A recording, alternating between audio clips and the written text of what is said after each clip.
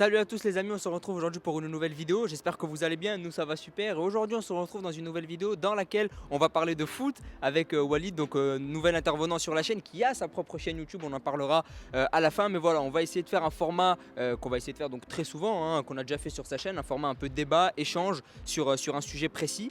Et aujourd'hui on va parler de Nice, mais d'abord je vous laisse, donc je laisse Walid se présenter à la chaîne. Enchanté Momo, moi les gars vous me connaissez pas encore, c'est Walid Soltani, sur YouTube vous pouvez me retrouver. J'ai déjà fait une vidéo avec Momo sur Valverde de Jong, allez la voir d'ailleurs.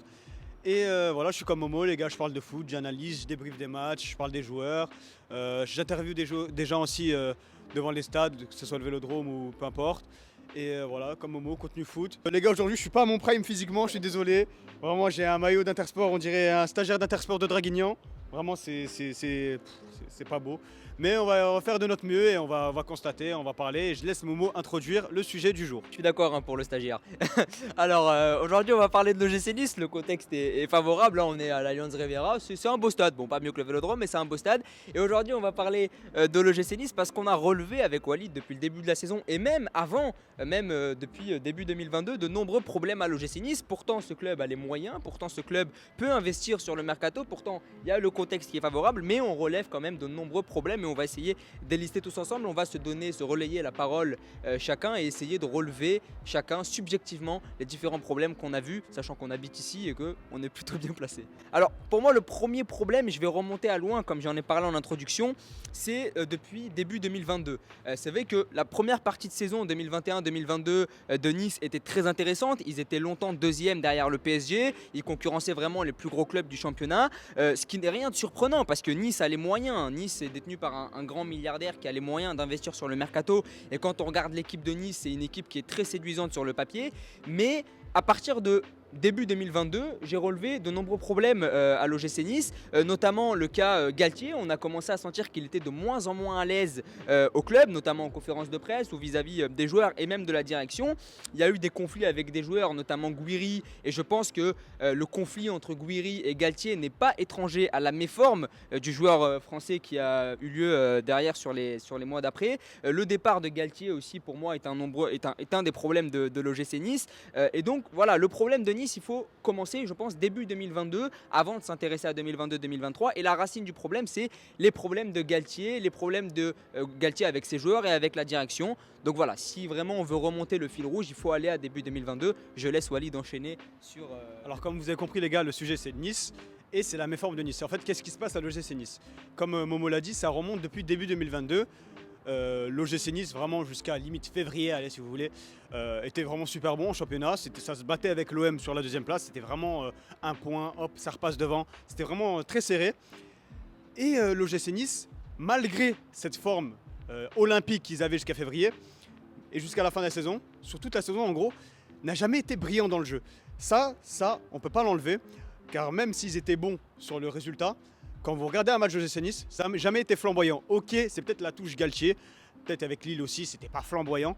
Galtier, il n'est pas connu pour avoir un football extravagant, mais Nice n'a jamais eu la victoire par la manière ou par un certain style de jeu. Et ça, fallait vraiment se poser des questions, car ok, sur une saison, ça peut surperformer, c'est ce qu'ils ont fait, je trouve, jusqu'à février. Mais je doute que si Galtier serait resté, ils auraient refait une saison similaire. Ça, je pense pas, car tu peux faire la chose une fois, mais pas deuxième fois. C'est pas le Real Madrid. Pour revenir à Gouiri et Galtier, il faut savoir que Gouiri, depuis février, n'a jamais marqué à domicile pour l'OGC Nice. Et alors qu'il avait une forme vraiment une super forme jusqu'à janvier. Il marquait beaucoup à domicile, j'ai regardé les matchs justement. Il avait vraiment une super forme jusqu'à janvier. Et on a l'impression qu'un litige, comme a dit Momo, un problème a eu lieu vers l'après-vacances de Noël.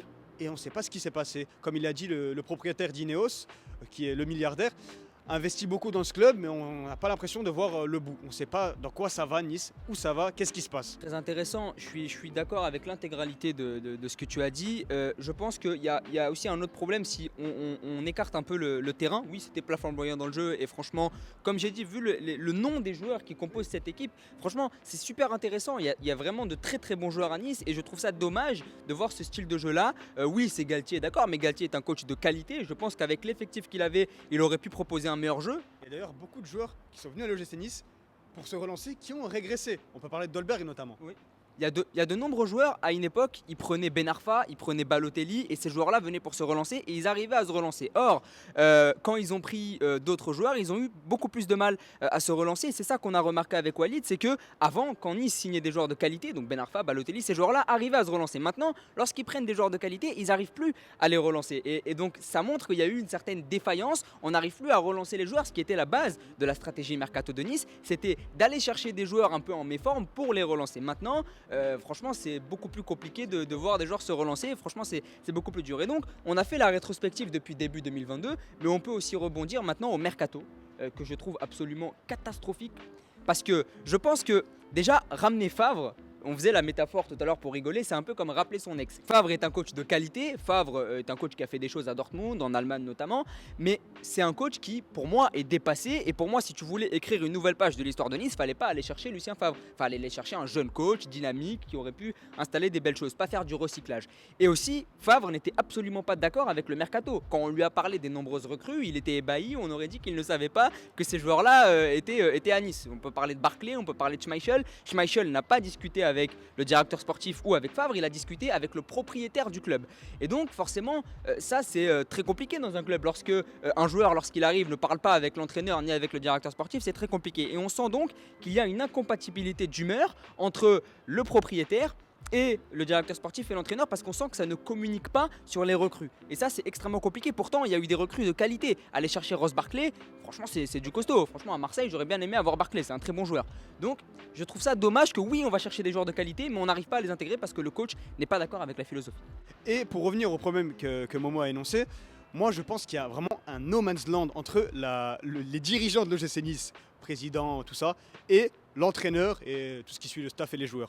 Il y a vraiment un no man's land car on a l'impression que c'est deux entités différentes. Mais vraiment les gars, quand vous regardez la conférence de presse de Favre, quand on lui demande c'est quoi, c'est sur Ramsey ou Barclay ? Sur Barclay, il lui demande c'est un 8 ou quoi, mais t'es un entraîneur, tu dois savoir quand même à quelle phase joue ton joueur. Non mais c'est totalement lunaire. Et pour énumérer les recrues, sur le nom c'est des bons joueurs, mais franchement je trouve que ça n'a aucun intérêt. Tu recrutes Ramsey, Barclay, alors qu'au milieu de terrain, avec tout le respect, franchement, Kefren Thuram, c'est une étoile montante de la France, de la Ligue 1. T'as Rosario qui joue bien. Et on a l'impression que le GC Nice essaie de forcer sur cette politique de relancement de joueurs. C'est du forcing. Et à un moment, il faut arrêter de forcer. Prenez des jeunes, prenez des joueurs en prêt. Par exemple, Kluivert, ok, ça n'a pas été flamboyant sur toute la saison. Il a eu quelques éclairs, mais c'est quand même du bon. Franchement, il a eu sa période. Et il faut continuer à prendre des jeunes joueurs. Ok, des vieux, avec tout le respect, des vieux, c'est bien de temps en temps, mais il faut des vieux, des bons vieux. Genre Ramsey, c'est un très bon joueur, mais aujourd'hui, je ne sais pas si il peut rentrer dans le collectif de Nice et apporter vraiment une pierre à l'édifice et amener cet effectif vers le haut. Alors que t'avais un bon milieu l'année dernière, et tu ramènes Barclay aussi. Enfin, le mercato de Nice est tout simplement incohérent. Aussi de vendre Gouiri. Bon, je pense, comme a dit Momo, c'est surtout sur les litiges avec l'entraîneur. Car Gouiri, même si j'ai dit qu'il n'était pas bon sur la fin de saison, c'est un très très bon joueur, c'est un joyau. Ils l'ont pris à Lyon. Tous les joueurs de Lyon en général qui sortent du centre de formation, c'est vraiment c'est très costaud. Et garder Gouiri, qui est un de tes hommes providentiels en attaque, qui t'amène cette profondeur, cette technique, cette justesse. Et garder, avec tout le respect, Delors, Dolberg, et ramener Laborde. En fait, tu gardes que des lourds, des gros attaquants. T'as pas de profondeur, c'est compliqué. Surtout que ça parlait de Dieng, mais ça a capoté. Franchement, le mercato, il est vraiment bizarre. Voilà, bizarre. Je pense que s'il fallait résumer le mercato de Nice en un mot, ce serait bizarre. C'est qu'en fait, on ne comprend pas. L'échange Laborde-Gouiri, je n'ai toujours pas compris. Vendre Gouiri à un concurrent avec en échange un autre joueur, avec les sommes sont vraiment très floues. Gouiri, je crois que c'est 28 millions, mais Laborde, on ne sait pas vraiment. Enfin voilà, qu'est-ce que Laborde va apporter de plus que Gouiri ? Pourquoi Rennes aussi, même du côté de Rennes, pourquoi Rennes a accepté cet échange alors que oui, tu gagnes un jeune joueur, mais Laborde faisait vraiment des très belles choses. Donc en vrai, c'est assez obscur comme transaction. Franchement, c'est une transaction très obscure et qui illustre parfaitement le mercato de Nice. Le mercato de Nice est extrêmement obscur. Il y a vraiment des choses incompréhensibles dans le mercato de l'OGC Nice. Certes, oui, je suis d'accord, ils ont vraiment insisté sur cette notion de relance de joueurs. Il y a toujours cette politique-là de relancer des joueurs comme s'ils étaient obligés de le faire. Et puis à côté, tu vas chercher des joueurs comme BKBK, tu vas faire cet échange avec Laborde, avec Laborde à Rennes. Voilà, Laborde Gouiri. Donc vraiment, on ne comprend pas, on ne sait pas quelle est la stratégie de Nice. Est-ce qu'on va chercher des jeunes joueurs? joueurs? Est-ce qu'on fait de la relance? Est-ce qu'on fait des échanges? Est-ce qu'on demande à Favre? En fait, on ne sait pas du tout. Et puis j'aimerais aussi rebondir sur le propriétaire de l'OGC Nice. Parce que Ratcliffe est un propriétaire qui a dit qu'il pouvait racheter Chelsea, qu'il pouvait racheter Manchester United s'il le voulait. Et donc, il est donc prêt à investir énormément d'argent. Pourquoi ne le fait-il pas à Nice? Ça, c'est la question. Pourquoi est-ce que Ratcliffe n'investit pas plus à Nice? Certes, l'effectif est de qualité, le coach est plutôt bon et je pense que c'est plus un problème d'incompatibilité d'humeur qu'un problème de talent intrinsèque parce qu'il y a du talent à Nice et il y a des choses à exploiter. Mais je pense que ça vient d'en haut. Je pense que le problème, c'est Ratcliffe qui n'investit pas assez, qui ne fait pas assez confiance et qui ne se prend pas la tête. Aller chercher Favre, c'est très facile. Aller chercher des joueurs comme Ramsey, comme Barkley, qui sont des joueurs dont personne ne veut et que personne ne veut relancer à part Nice, c'est très facile. Mais prendre des risques, aller chercher des pépites, ça c'est beaucoup plus compliqué. C'est pour ça que Ratcliffe ne le fait pas, parce que c'est beaucoup plus dur à faire justement. Il veut pas se casser la tête. Et moi, c'est ça que je reproche, c'est que si tu es capable de racheter Chelsea, si tu es capable de racheter Manchester United, pourquoi est-ce que tu n'investis pas plus dans ce club? Je pense qu'il s'en fout littéralement. Et puis surtout, il surfe sur le fait, et ça c'est mon dernier point, que Nice n'est pas une ville de football. Parce que s'il fait ça à Marseille, il y a une pression populaire qui va lui dire attention. Ça va brûler la Voilà, Canarie, voilà. Maintenant, faut assumer. Maintenant, faut investir de l'argent. On a vu ce qu'ils ont fait à Macourt. Alors qu'à Nice, c'est pas une ville de foot. Il s'est dit c'est la Côte d'Azur, ça va être tranquille. Je rachète Nice, je fais le minimum sur le sportif et puis après on verra. Personne va me foutre la pression. Or, il y a des gens comme nous qui sont là pour aussi dénoncer les choses et dire que oui, il y a des passionnés à Nice. Il y a des gens qui veulent que leur club brille et c'est pas que des non passionnés qui s'en fichent. Mais Nice, malheureusement, n'est pas une ville de football et je pense que le propriétaire l'exploite parfaitement. Comme a dit Momo, Ratcliffe, en fait, on a l'impression qu'il s'en fout, littéralement, et qu'il n'est pas dans la mentalité football, vu que Nice n'est pas une ville de foot, et que je trouve, ça c'est un avis personnel, mais que les joueurs étrangers, des grands noms qui viennent à Nice, c'est pas forcément pour le football, car on sait que Nice c'est la Côte d'Azur. Nice c'est la Côte d'Azur, c'est la plage, c'est le beau temps. Franchement, on y vit les gars, on sait très bien, on sait ce que c'est. Surtout eux qui vont avoir vraiment, ils vont avoir une villa, tout ça. Les conditions de vie à Nice pour finir sa carrière, c'est vraiment magnifique. Et des joueurs comme Schmeichel, alors qu'il joue en première ligue, top 10 de PL avec Leicester, toujours performant, passer jusqu'à l'OGC Nice. Franchement, à part pour le salaire et pour le contexte de vie, je vois pas l'intérêt, comme pour Ramsey, comme pour Barkley. Franchement, je voulais juste dire ça sur la venue des joueurs étrangers, sur la mentalité qui règne à Nice, sur les joueurs étrangers et qui est similaire à celle du propriétaire qui s'appelle Ratcliffe, le propriétaire d'Ineos. Je suis d'accord pour conclure vraiment parce que c'est ça le problème, c'est que quand tu vas chercher des joueurs expérimentés, quand ils viennent pour jouer à Nice. Ils viennent pour jouer à Nice, mais ils viennent surtout pour profiter de la plage. Pour jouer pour Nice. Voilà, ils viennent pas pour jouer pour Nice, ils viennent pour jouer à Nice, dans une ville qui est vraiment magnifique, dans laquelle on peut vraiment se régaler. Je pense qu'un joueur comme Schmeichel, qui a longtemps joué à Leicester où il fait pas très beau, bah, il est bien content de venir à Nice pour finir sa carrière tranquillement. Et c'est ça